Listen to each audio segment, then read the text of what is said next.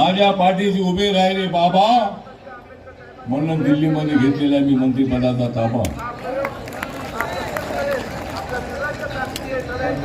अरे जर तुम्ही कार्यकर्ते असाल तर गोल गरिबांसाठी राहा. अरे जर तुम्ही खरे कार्यकर्ते असाल तर गोल गरिबांसाठी राहा, नाही तर तुम्हाला आशीर्वाद देणार नाहीत बाबा. बाबासाहेब आंबेडकरांचं एक बाळ, बाबासाहेब आंबेडकरांचा विचार सर्वांनी घेतल्याशिवाय त्यांना पुढे जाता येणार नाही. फार चांगली गोष्ट आहे की बाबासाहेब आंबेडकरांचा निळा झेंडा घेऊन सगळेजण पुढे चाललेले. पण एकत्रितपणे जरी निळे झेंडे एकत्रित आले तर एक मोठी ताकद उभी राहू शकते. या शिवाजी पार्क मैदानावरती 1990 मध्ये आपलं ऐक्य झाल्यानंतर एक प्रचंड अशी सभा झाली होती आपली. भारतीय दलित पॅंथरच्या काळामध्ये गावागावाशी माझा संपर्क आला. भारतीय दलित पॅंथरच्या काळामध्ये वस्ती वस्तीशी माझा संपर्क आला. सगळ्या देशाच्या अनेक राज्यामध्ये भारतीय दलित पॅंथर जाऊन पोचली. आणि आज मी तुम्हाला सांगतो की डॉक्टर बाबासाहेब आंबेडकरांच्या रिपब्लिकन पक्षासाठी पॅंथर बरखास्त करावं लागली. मला सर्व रिपब्लिकन पक्षाचे गट एकत्र आले होते आणि भारतीय दलित पॅंथर गावागावामध्ये लागलेली बोल, गावागावामध्ये प्रचंड अशा पद्धतीची दहशत होती. आमचा पॅंथर जो आहे तो पॅंथर गावागावामध्ये जात होता.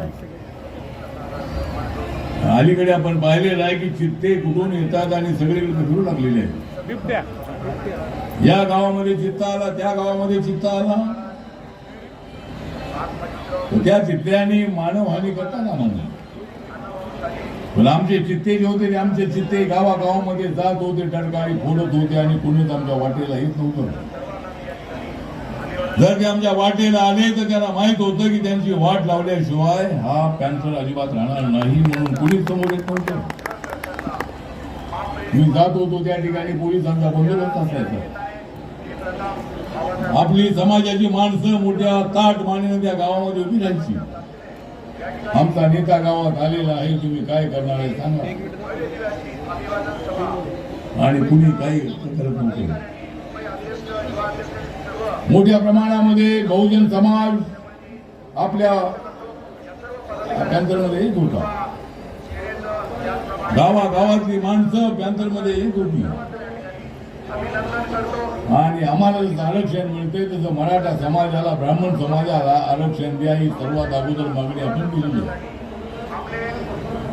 बाबासाहेबांचा रिपब्लिकन पक्ष चालवायचा असेल तर तळागाळातल्या सर्व कष्टकऱ्यांना आपल्याला एकत्र आणावं लागेल. सगळ्या जाती धर्माच्या माणसांना एकत्र आणावं लागेल. फक्त बौद्ध समाजाच्या ताकदीवरती राजकारण आपल्याला करता येणार नाही.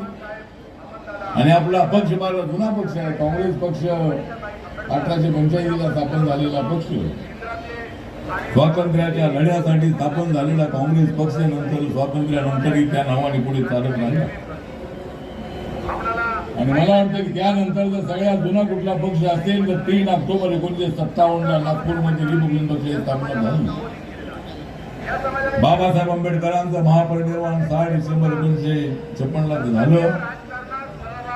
आणि दिल्लीमध्ये मात्र बाबासाहेब आंबेडकरांच्या अंत्यसंस्कारासाठी जागा देण्यात आली नाही. नेहरूंचं सरकारच्या काळामध्ये होतं, काँग्रेसने बाबासाहेब आंबेडकरांच्या अंत्यविधीसाठी जागा दिली नाही. बाबासाहेबांचं बॉडी या ठिकाणी आणली. आणि या चैत्यभूमीला शिवाजी पार्कला जे स्मशान आहे त्या ठिकाणी बाबासाहेब आंबेडकरांचा अंत्यविधी झाला. त्यावेळेला गावागावातली माणसं ढसाढसा रडत होती आणि अनेक माणसं, लाखोच्या संख्येची माणसं, जर आपण त्या काळातले फोटो पाहिले तर तुम्हाला थक्क व्हावं लागेल. एवढी माणसं त्या अंत्ययात्रेसाठी होती. बाबासाहेबांचं कर्तृत्व फार मोठं होतं. जी काँग्रेस बाबासाहेब आंबेडकरांना 2 वेळेला हरवलेली काँग्रेस पार्टी होतो आम्ही, काँग्रेस पक्षासोबत होतो आम्ही. याच काँग्रेस पक्षाने बाबासाहेबांना 2 वेळा हरवलं. याच काँग्रेस पक्षाने बाबासाहेब आंबेडकरांचा फोटो सेंट्रल हॉलमध्ये लावला नव्हता. याच काँग्रेसने बाबासाहेबांना भारतरत्न किताब दिला नव्हता. याच काँग्रेसने 26 नोव्हेंबर या दिवसाला महत्व दिलं नव्हतं. 26 नोव्हेंबर 1949 ला बाबासाहेब आंबेडकरांनी घटनेचा ड्राफ्ट हा राजेंद्र प्रसादजी पंडित जवाहरलाल नेहरू यांना दिला आणि त्यांच्या तोंडातून उद्गार निघाले होते की डॉक्टर आंबेडकर आप ही संविधान के सही शिल्पकार है. तर बाबासाहेब आंबेडकरांचं फार मोठं योगदान आहे. या देशाचा नेपाळ कधीच होऊ शकत नाही. जर कोणी या देशाचा नेपाळ करण्याचा प्रयत्न केला तर त्याचा भूपाळ केल्याशिवाय आम्ही राहणार नाही. या देशामध्ये अनेक आंदोलन झालेले आहेत. नक्षलवाद्यांचं आंदोलन, खलिस्तानचं आंदोलन, नामांतराचं आंदोलन, शेतकऱ्यांचं आंदोलन, मजुरांचं आंदोलन, अनेक आंदोलन या देशामध्ये झाली. पण जोपर्यंत माझ्या बाबाचं संविधान आहे तोपर्यंत या देशामध्ये अशा पद्धतीची वेळ अजिबात येणार नाही. आंदोलन करताना मर्यादेपर्यंत आंदोलन करण्याचा अधिकार आहे. त्याच्या पुढे जाण्याचा प्रयत्न केला तर या ठिकाणी मोठी यंत्रणा आपली आहे. पोलीस यंत्रणा आहे, डिफेन्स आपली आर्मी आहे. या मर्यादेच्या पुढे कुणाला अजिबात जाता येणार नाही, जाता येत नाही. आणि म्हणून आपला देश अजून अखंड आहे. आपल्या देशामध्ये अजिबात अशा पद्धतीची परिस्थिती निर्माण होऊ शकत नाही. बाबासाहेब आंबेडकरांना अभिवादन करण्यासाठी आज सकाळी मी संसद भवनामध्ये होतो. प्रत्येक वर्षाला 6 डिसेंबरला 14 एप्रिलला राष्ट्रपतीजी, महामहिम राष्ट्रपतीजी, उपराष्ट्रपती, प्रधानमंत्री आणि अनेक मंत्री आहेत, अनेक खासदार आहेत, विरोधी पक्षाचे नेते आहेत, अशा पद्धतीचे अनेक नेते त्या ठिकाणी जमा होतात. अनेक लोक त्या ठिकाणी मोठ्या संख्येने आलेले असतात त्या संसदेमध्ये. आणि बाबासाहेब आंबेडकरांचे अनेक पुतळे आहेत, पण बाबासाहेब आंबेडकरांच्या 14 एप्रिल आणि 6 डिसेंबरला अशा पद्धतीचा कार्यक्रम होतो. त्यामुळे आज या ठिकाणी या शिवाजी पार्क मैदानामध्ये पॅन्थरच्या काळामध्ये आम्ही सभा घेत होतो त्यावेळेला सगळं मैदान पूर्ण भरलेलं असायचं. सगळे स्टॉल आपलेच आहेत, माणसं सगळी आपलीच आहेत. पण मुंबई महानगरपालिकेने आमच्यावर अन्याय केलेला आहे. पूर्वी स्टॉल लागायचे, बाहेर स्टॉल लागायचे, नंतर स्टॉल आतमध्ये आणण्यात आले. हा ना, एवढे तुम्ही आजूबाजूला स्टॉल आणलेले आहेत की आमची सभा घ्यायची कशी आम्ही. देशभरातून आलेली माणसं, महाराष्ट्रातून आलेली माणसं, मुंबईतून आलेली माणसं ऐकण्यासाठी येतात. आणि या ठिकाणी सगळं आता हे जेवणाचा हवा आहे, ठीक आहे, चांगली गोष्ट आहे. पण सगळं शिवाजी पार्क मैदान सगळं व्यापून गेलेलं आहे, चांगली गोष्ट आहे. पण जागा मला ठेवली पाहिजे. आणि म्हणून या ठिकाणी जास्त बोललं पाहिजे असं ना. याचा दिवस आपल्यासाठी अत्यंत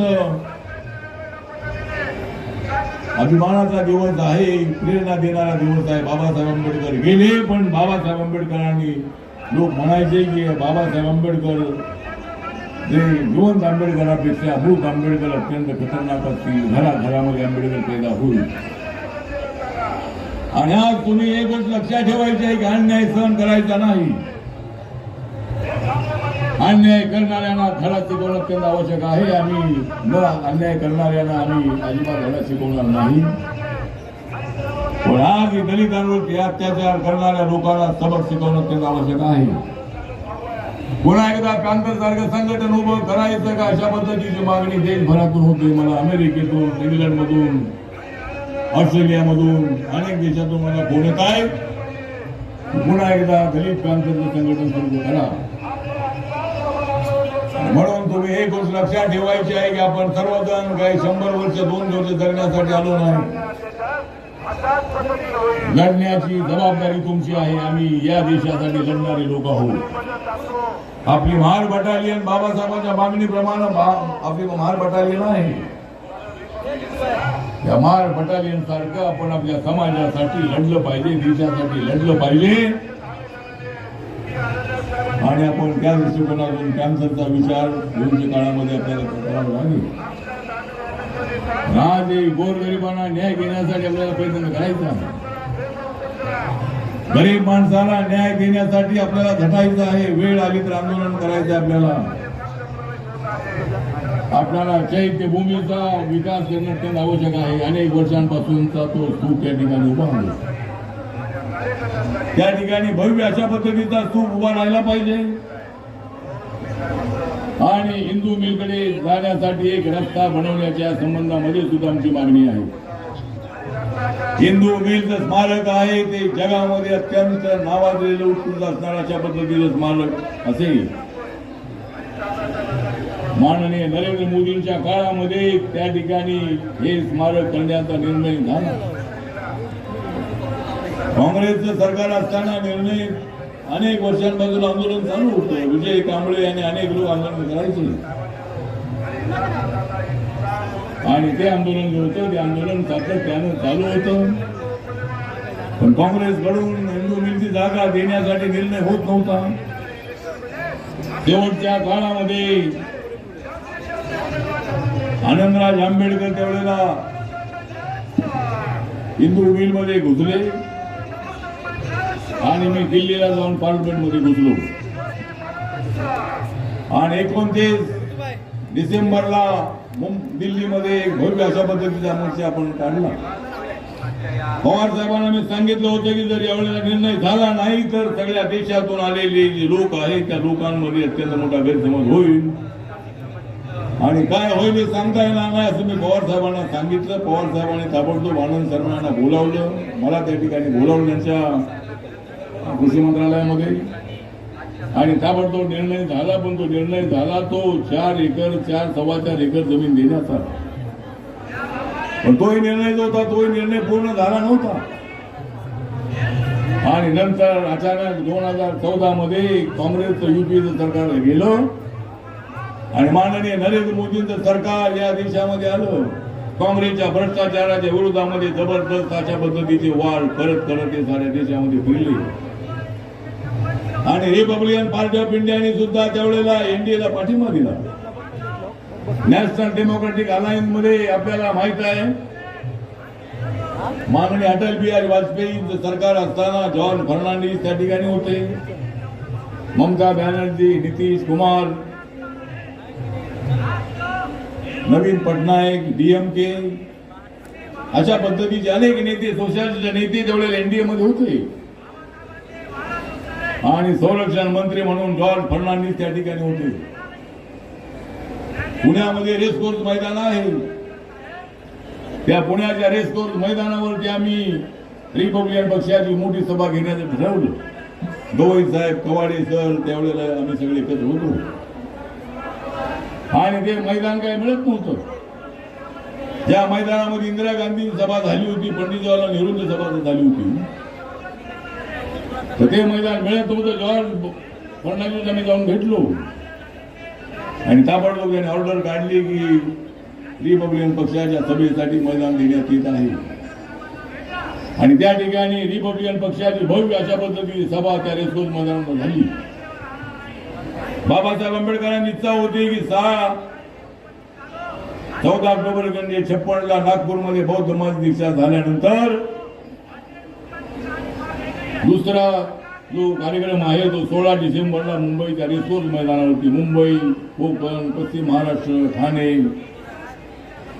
या भागातल्या लोकांसाठी मुंबई जवळ पडते म्हणून या ठिकाणी तो कार्यक्रम ठेवला होता. पण बाबासाहेब आंबेडकरांचं 7 डिसेंबर 1956 ला महापरिनिर्वाण झाल्यामुळं ती सभा होऊ शकली नव्हती. पण त्याच रेसकोर्स मैदानावरती आपण सभा घेतली. जवळजवळ 10 लाखापेक्षा जास्त लोक त्या ठिकाणी आले होते सगळ्या देशातून आणि महाराष्ट्रातून आणि या शिवाजी पार्क मैदानावरती सुद्धा आपली सभा मोठी होत होती आणि आपण सर्वजण या दृष्टिकोनातून काम करणारे आपण लोक आहोत. पोलिसांना नम्र विनंती आहे की पुढच्या वेळेला अशा पद्धतीची लाऊड स्पीकर बाजू होता कामा नाही. ठीक आहे, शिवाजी पार्क मैदान सगळ्यांचं आहे पण ते मैदान सगळ्यांचं असलं तरी सुद्धा या ठिकाणी अनेक वर्षांपासून आमची सभा होते आणि महाडमध्ये सुद्धा 20 मार्चला आम्ही सभा सुरू केली कार्यक्रम आणि नंतर आता सगळ्यांच्या सभा त्या ठिकाणी होऊ लागल्या. या तुम्ही त्या ठिकाणी वेळ देता की 4 वाजता प्रकाश आंबेडकरांची सभा, त्याच्या अगोदर राणी कुणाची सभा, नंतर मग शेवटी आमच्या सभेला परवानगी असते आणि त्यावेळेला इकडून लाऊडस्पीकर तिकडून लाऊडस्पीकर असं नसतं. त्यामुळे पोलिसांना नम्र विनंती आहे की पुढच्या वेळेला लॉ अँड ऑर्डरचा विचार आपण करणं अत्यंत आवश्यक आहे. सभा होऊ द्या, सगळेच आपलेच लोक आहेत. पोलीस सभा कवाडी सरांनी तिकडे सभा व्हायची, मीराताईंची प्रकाश आंबेडकरांची चैत्यभूमी सभा व्हायची. आम्ही काय चैत्यभूमीवरती आम्ही काय अर्ज केला नाही कधी. चैत्यभूमीच्या समोर आमची सभा झालीच पाहिजे, आम्हाला जागा घ्या अशा पद्धतीचं राजकारण आम्ही कधी नाही केलं. थोडे राजकारण करणारे लोक जे आहेत ते राजकारण करणारे लोक डिस्टर्ब करण्याचा प्रयत्न करत असतात. त्यामुळे सर्वांनी विचार करायचा आहे की पुढच्या वेळेला अजिबात हे चालणार नाही. पोलिसांना माझी नम्र विनंती आहे की आपण अशा पद्धतीनं एकमेकाला डिस्टर्ब करण्याचा प्रयत्न करू नका, त्याला वेळ देतात सगळ्यांना. आणि म्हणून या ठिकाणी आपण सगळेजण आलेले आहात. आणि रिपब्लिकन पार्टी ऑफ इंडिया, बाबासाहेबांचा रिपब्लिकन पक्ष, रिपब्लिकन पार्टी ऑफ इंडिया हा पक्ष मी चालवण्याचा प्रयत्न करतो देशाच्या कानाकोपऱ्यामध्ये. देशामध्ये 28 राज्य आहेत, त्या 28 राज्यामध्ये रिपब्लिकन पक्ष आहे. 8 केंद्रशासित प्रदेशामध्ये रिपब्लिकन पक्ष आहे. नागालँडमध्ये आपले 2 आमदार निवडून आलेले आहेत, तिथं आपला पक्ष रिकग्नाइज आहे. त्यानंतर मणिपूरमध्ये आपल्या पक्षाला मान्यता मिळालेली आहे. लोकसभेमध्ये आपल्या पक्षाच्या उमेदवाराला 1.5 लाख मते मिळाली होती. आता अरुणाचल प्रदेशमध्ये आपल्या पक्षाची स्थापना झालेली आहे. लिखा साया नावाचा एक जबरदस्त अशा पद्धतीचा एक नेता आपल्या पक्षात आलेला आहे. आणि ज्या वेळेला निवडणूक होईल त्या ठिकाणी निवडणूक 2029 मध्ये होणार आहे. त्यावेळेला अरुणाचल प्रदेशमध्ये सुद्धा आपला पक्ष रिकग्नाइज होईल आणि अनेक राज्यामध्ये पक्ष रिकग्नाइज झाला की आपल्या पक्षाला राष्ट्रीय मान्यता मिळणार आहे. त्यामुळे आपण सर्वांना नम्र विनंती आहे की बाबासाहेब आंबेडकरांच्या महापरिनिर्वाण दिनाच्या निमित्तानं आपण सगळे आलेले आहात. बाबासाहेब आंबेडकरांचा आशीर्वाद घेऊन आपण जायचं आहे. बाबासाहेब आंबेडकरांच्या या मातीला हात लावून आपण आपल्या गावागावात जायचं आहे आणि गावागावात जाऊन आपल्या समाजाला आपल्या पायावर उभं करण्यासाठी सरकारच्या योजना असतील, इतर योजना असतील, सहकार क्षेत्र असेल, त्याच्यामध्ये उतरून आपण आपल्या समाजाचं आर्थिक भलं करणं अत्यंत आवश्यक आहे. आपल्या बेरोजगार तरुणांना रोजगार मिळवून देणं अत्यंत आवश्यक आहे. अनेक योजनांचा फायदा घेऊन आपण लोकांपर्यंत पोहोचलं पाहिजे आणि हेच काम रिपब्लिकन पक्षाने करायचं आहे. बाबासाहेब आंबेडकरांना आदरांजली अर्पण करायची असेल तर गावागावातल्या माणसाला आपल्या पायावर उभं करा. वस्ती वस्तीतल्या माणसाला न्याय द्या. झोपडपट्टीत मुंबईमध्ये राहणारा, पुण्यात राहणारा जो माणूस आहे, आमची मागणी आहे की झोपडपट्टीत राहणाऱ्या माणसाला कार्पेट एरियाचं 500 फुटाचं घर मिळालं पाहिजे. म्हणजे बिल्डअप एरियाचं जवळजवळ 650 फुटाचं घर आम्हाला मिळावं अशा पद्धतीची आमची मागणी आहे. आणि या मुंबई शहरामध्ये अत्यंत चांगल्या पद्धतीनं आपला समाज मोठ्या संख्येनं आहे. येणाऱ्या महानगरपालिकेच्या निवडणुकीमध्ये 12 नगरसेवक आपल्या गटाचे निवडून आले होते. मुंबईचा महापौर चंद्रकांत हनजोडे जी यावेळेला झाले होते. यावेळेला सुद्धा रिपब्लिकन पक्षाचा महापौर जर शेड्यूल कास्ट जर पडलं तर माननीय देवेंद्र फडणवीस यांना आमची नम्र विनंती आहे. एकनाथ शिंदे यांना आमची नम्र विनंती आहे. अजितदादा पवार यांना आमची नम्र विनंती आहे की नगरपालिकेच्या निवडणुकीमध्ये कोण कोणासोबत आहे कळायला मार्ग नाही. नगरपालिकेच्या निवडणुकीमध्ये माझा पक्ष कोणासोबत मला माहित नाही आहे. अनेक ठिकाणी हा त्याच्याबरोबर त्याच्याबरोबर कळायला मार्ग नाही आहे. त्यामुळे मी कुठेही गेलो नाही मी प्रचाराला. पण आता महानगरपालिकेच्या निवडणुका येणार आहे. मुंबईची महानगरपालिका, पुण्याची महानगरपालिका, पिंपरी चिंचवड आहे, अहमदनगर आहे, नागपूर आहे, अमरावती आहे, कोल्हापूर आहे, सांगली, कुपवाड, मिरज आहे, छत्रपती संभाजीनगर आहे, नांदेड आहे, जळगाव आहे. अनेक महानगरपालिका ज्या आहेत त्या महाराष्ट्रामध्ये 29 महानगरपालिका आहेत. वसई विरार महानगरपालिका आहे, कल्याण डोंबिवली महानगरपालिका आहे, उल्हासनगर महानगरपालिका आहे. अशा अनेक महानगरपालिका, 29 महानगरपालिका आहे. सगळ्या ठिकाणी आपल्या पक्षाची ताकद मोठी आहे. उद्या कल्याणमध्ये एक आपली सभा आहे, उद्या उल्हासनगरमध्ये एक आपली सभा आहे. आणि या महानगरपालिकेच्या निवडणुकीमध्ये रिपब्लिकन पक्षाला आमचा चांगला वाटा मिळाला पाहिजे. जर मिळाला नाही रिपब्लिकन पक्षाला आमचा वाटा मिळालाच पाहिजे आणि म्हणून या ठिकाणी आपण सगळेजण मोठ्या संख्येने आलेले आहात. बाबासाहेबांना श्रद्धांजली अर्पण करण्यासाठी आपण आलेले आहात. बाबासाहेब आंबेडकरांना स्मरण करण्यासाठी आपण आलेले आहात. त्यामुळं मी माझं भाषण जास्त न लांबवता मी आपल्या सगळ्यांना विनंती करतो की बाबासाहेब आंबेडकरांना आदरांजली अर्पण करण्यासाठी आपण 2 मिनिटं उभं राहायचं आहे. त्यानंतर आपल्या पक्षाची सभा संपेल. त्यामुळे 2 मिनिटं आपण शांततेनं या ठिकाणी बाबासाहेबांचं स्मरण करायचं आहे. बाजूला अरबी समुद्र आहे, सागर आहे आणि या माणसांचा जो सागर आहे या सागराने बाबासाहेबांना अभिवादन करायचं, श्रद्धांजली अर्पण करायची आहे. आपण सगळ्यांनी 2 मिनिटं शांततेनं उभं राहायचं आहे. जय भीम, जय भारत, जय महाराष्ट्र.